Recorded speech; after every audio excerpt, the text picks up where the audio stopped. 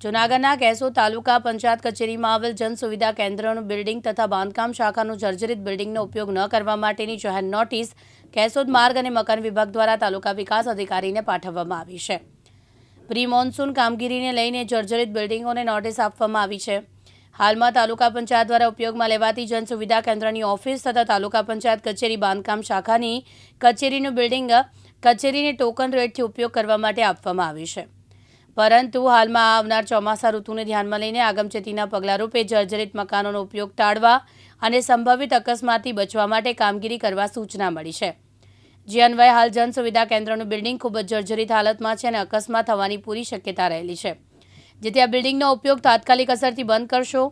તેમજ તાલુકા પંચાયત કચેરીમાં બાંધકામ શાખા તેની આજુબાજુના રૂમો પણ જર્જરિત હાલતમાં છે, જેથી તેનો ઉપયોગ પણ તાત્કાલિક અસરથી બંધ કરી અને વૈકલ્પિક વ્યવસ્થા કરશો, અન્યથા ભવિષ્યમાં જાનહાનિ કે કોઈ અકસ્માત થશે તો તેની સંપૂર્ણ જવાબદારી તાલુકા પંચાયત કચેરી કેશોદની રહેશે તેવી નોટિસ કેશોદ માર્ગ અને મકાન વિભાગની કચેરી દ્વારા તાલુકા વિકાસ અધિકારીને પાઠવવામાં આવી છે। પ્રકાશ દવે સાથે યજ્ઞેશ ભટ્ટ, દિવ્યાંગ ન્યૂઝ, જૂનાગઢ।